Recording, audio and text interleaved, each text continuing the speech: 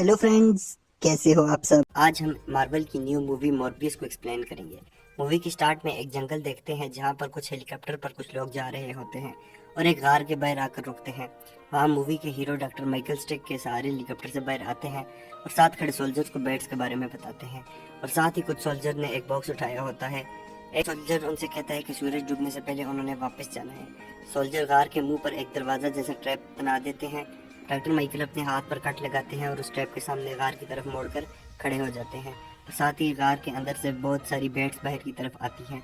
सारे soldier helicopter में बैठ जाते हैं और माइकल वहां खड़ा रहता है और उसके साथ सीन खत्म हो जाता है। नेक्स्ट हम 25 साल पहले ग्रीस देखते हैं। वहां पर एक बच्चा चेस खेल रहा होता है। उसी टाइम एक गाड़ी वहां पर आकर रुकती है जिससे एक बच्चा स्टिक की मदद से बाहर उतरता है। ये डिसेबल बच्चों का सेंटर होता है। एक डॉक्टर उस बच्चे को अंदर लाता है और उसका तारफ माइकल से करवाता है और उस बच्चे का नाम लूसियन होता है और वो माइकल से पूछता है तुम कब से यहाँ हो। वो कहता है काफी टाइम से। मेरे डीएनए में कुछ मिसिंग है जिसकी वजह से मैं ठीक नहीं हो रहा और जिंदा रहने के लिए यहाँ रहना जरूरी है। वो बच्चा पूछता है अगर तुम ठीक होगे तो क्या करोगे। माइकल कहता है कि पता नहीं, लेकिन जब स्कूल के बाकी बच्चे बैन हो तो वहाँ मत जाना।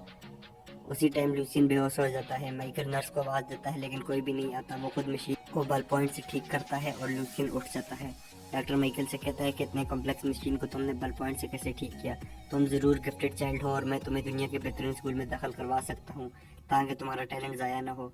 माइकल लूसियन को एक खत लिखता है और कहता है कि मैं हम दोनों के लिए क्योर ढूंढ कर वापस आऊंगा, लेकिन उसी टाइम खत हवा में उड़कर बाहर गिर जाता है।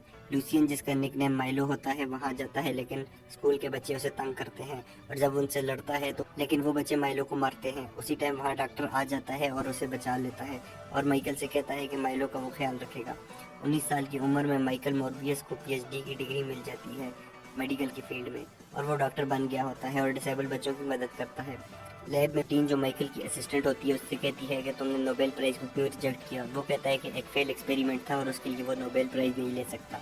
मार्टिन उससे पूछती है कि तुम डीएनए को मिक्स कर रहे हो और वहाँ लैब में बहुत सारी बैट्स देखते हैं, जिस पर माइकल बताता है कि वो उड़ने वाले मैमल्स पर तजर्बात कर रहा है। मार्टिन उससे कहती है कि तुम्हारा लाइसेंस खत्म हो सकता है और माइकल कहता है कि मेरे पास ज़्यादा टाइम नहीं है और मैं बैट्स के डीएनए को अपने ब्लड के साथ मिक्स करके खुद को ठीक कर लूँगा। माइकल एक सीरम रेट को लगाता है लेकिन थोड़े टाइम के बाद वो मर जाता है। माइकल का एक और एक्सपेरिमेंट फेल हो जाता है। मार्टिन पूछती है कि क्यों कर रहे हो ये सब, तो वो कहता है कि अपने दोस्त माइलो को बचाने के लिए। वहाँ एक बच्चे की तबीयत खराब हो जाती है जिसे माइकल इंजेक्शन देता है।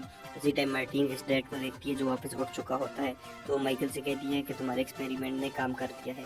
माइकल माइलो से मिलने जाता है और उसे बताता है कि वो और मार्टिन क्योर को ढूंढ रहे हैं और उसके बहुत करीब हैं और चाहे ये तजर्बा ठीक हो या ना उनके पास वक्त बहुत कम है। इसके बाद हम इंटरनेशनल वाटर में एक शिप देखते हैं जिस पर माइकल अपनी स्टडी कर रहा होता है और अब वो सीरम को खुद पर अप्लाई करना चाहता है और मार्टिन से कहता है कि तुम मुझे लगाओ, मगर जब उसे सीरम लगती है तो वो वहाँ पर बेहोश हो जाता है। मार्टिन डेटा स्टडी कर रही होती है कि वहाँ शिप का एक क्रू मेंबर आ जाता है और मार्टिन को तंग करता है, लेकिन वहाँ माइकल अपनी चेयर से गायब होता है। उसको देखने के लिए वो लोग अंदर जाते हैं लेकिन वो छत पर बैट की तरह लटका होता है। वो बंदा जैसे ऊपर शूट करता है तो माइकल उस पर छलांग लगाकर उसे नीचे गिरा देता है और मार्टिन बाहर आके दरवाजा बंद कर देती है। मार्टिन माइकल से कहती है कि वो रुक जाए, लेकिन उस बंदे को मारने के बाद माइकल शीशा तोड़ने लगता है। वहाँ शिप का बाकी क्रू भी आ जाता है और उनके पास पिस्टल होती है। मार्टिन उनको रोकती है लेकिन वो उसको गिरा देते हैं। उसके सर पर लगती है और वो बेहोश हो जाती है। माइकल शीशा तोड़कर बाहर आता है और सबको वहाँ पर मारता है और बाहर आकर बाकी बचे लोगों को मार देता है और वहीं पर सो जाता है। जब उसकी आंख खुलती है तो वो वापस इंसान बन गया होता है। वो अंदर आकर देखता है तो मार्टिन अभी भी बेहोश होती है। वो सीसीटीवी फुटेज पर रात सारी वीडियो देखता है और उसे यकीन नहीं आता कि उसने क्या किया है। वो फौरन एयर हेल्प बुलाता है। इन्वेस्टिगेशन के लिए टीम आती है जैसे रोड्रिगेज लीड कर रहा होता है। वहाँ सिर्फ मार्टिन जिंदा होती है लेकिन वो भी बेहोश होती है और सारी सीसीटीवी फुटेज गायब हो चुकी होती है और डॉक्टर माइकल भी। हॉस्पिटल में मार्टिन को देखने के लिए माइकल आता है और वो भी बेहोश होती है।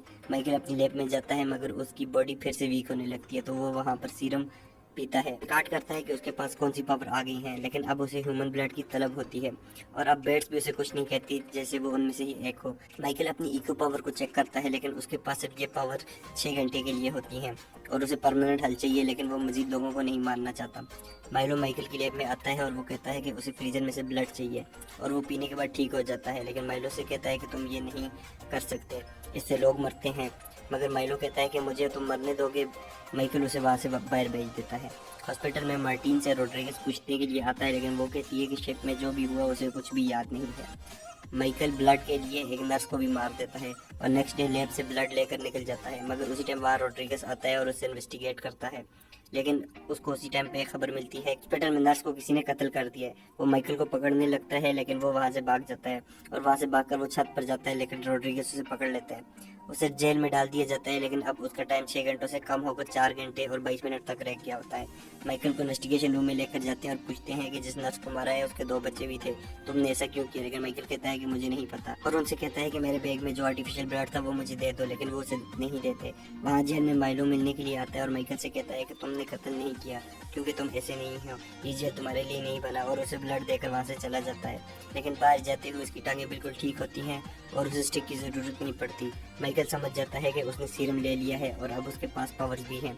माइकल ब्लड पी लेता है और जेल तोड़कर बाहर निकल जाता है और माइलो के पास पहुंचता है जिसने अभी एक बंदे को कत्ल किया होता है, और उससे कहता है कि तुमने सीरम क्यों लिया? माइलो कहता है कि मैं मरना नहीं चाहता था, उसे नर्स को भी मैंने ही मारा है। लेकिन वहाँ माइलो और माइकल की लड़ाई शुरू हो जाती है। माइकल कहता है कि मुझसे गलती हो गई और अब मैं इसको ठीक करूँगा। उसी टाइम वहाँ पर पुलिस आती है और माइलो सब पुलिस वालों को मार देता है, लेकिन माइकल वहाँ से चला जाता है और माइलो उसे रोकने के लिए आता है। माइकल पास से गुजरती हुई ट्रेन के एयर प्रेशर को यूज़ करके वहाँ से उड़कर भाग जाता है। नेक्स्ट टाइम मार्टिन के पीछे डिटेक्टिव लगे होते हैं, लेकिन वो उनको धोखा देकर बस में बैठ जाती है। उसके पीछे माइकल बैठा होता है और उससे बताता है कि माइलो ने सीरम ले लिया है, मगर उसको रोकने के लिए उसे मार्टिन की ज़रूरत पड़ेगी। माइकल उसे बताता है कि आर्टिफिशियल ब्लड को वो यूज़ कर रहा है, लेकिन इसके बाद वो माइलो की तरह बन जाता है। उसी टाइम कॉफ़ी शॉप पर कुछ लोग आकर नकली नोट वेटर्स को देते हैं और उनकी बातें माइकल सुन लेता है। वो मार्टिन से कहता है कि उसे लैब से कुछ चीज़ें चाहिए और वो उसे ला कर दे, और खुद उन लोगों के पीछे चला जाता है। उनका बॉस उससे बदमाशी करता है, लेकिन माइकल उसके हाथ की सारी हड्डियाँ तोड़ देता है और बाकी सब लोग वहाँ से भाग जाते हैं। रात में माइलो एक क्लब में जाता है और वहाँ पर एक लड़की से बात करता है, मगर कुछ लड़के माइलो को तंग करते हैं तो वो वहाँ से चला जाता है। बाद में वो लड़के जब क्लब से बाहर आते हैं तो माइलो उन पर अटैक कर देता है। मार्टिन लैब में आती है, लेकिन वहाँ माइलो मौजूद होता है और वो माइकल के बारे में पूछता है, लेकिन वो कहती है कि मुझे नहीं पता माइकल कहाँ है। माइलो कहता है कि अगर तुम माइकल से मिलो तो उससे कहना कि हम थोड़े हैं और बहुत सारों के खिलाफ हैं, और वहाँ से चला जाता है। पुलिस मार्टिन के घर जाती है, लेकिन वो वहाँ से चली गई होती है। माइकल मार्टिन को बताता है कि उसकी बॉडी चेंज हो रही है और कुछ उसके अंदर है जो शिकार करना चाहता है, लेकिन मार्टिन उसे हौसला देती है और वो दोनों किस करते हैं। उसी टाइम दूर से माइलो उन्हें देख रहा होता है। नेक्स्ट डे क्लब के बाहर डेड बॉडीज को डिटेक्टिव इन्वेस्टिगेट करते हैं और वहाँ की सीसीटीवी फुटेज देखते हैं। उनको पता चलता है कि कत्ल माइकल ने नहीं बल्कि माइलो ने किए हैं, और न्यूज़ में माइलो और माइकल का टीचर देख लेता है कि कत्ल भी माइलो ने किए हैं। वो माइलो से मिलने आता है और उसे आर्टिफिशियल ब्लड देता है, लेकिन माइलो फेंक देता है और कहता है उसे रियल ब्लड की ज़रूरत है। माइकल हमेशा से तुम्हारा फेवरेट स्टूडेंट रहा है, और गुस्से में आकर वो अपने टीचर को मार देता है। माइकल लैब में एंटीबॉडी बनाता है और मार्टिन से कहता है कि वो माइलो को मारने के बाद खुद को भी मार देगा। माइकल अपने टीचर के पास जाता है, लेकिन वो मर गया होता है। माइकल इको से माइलो का पता लगाता है, लेकिन उसे पता चलता है कि माइलो ने मार्टिन को पकड़ा हुआ है, और वो वहाँ जाता है, लेकिन माइलो ने मार्टिन को मार दिया होता है। और माइकल मार्टिन से माफ़ी मांगता है और वो मरते हुए उसे कहती है कि मेरी मौत को ज़ाया न होने देना।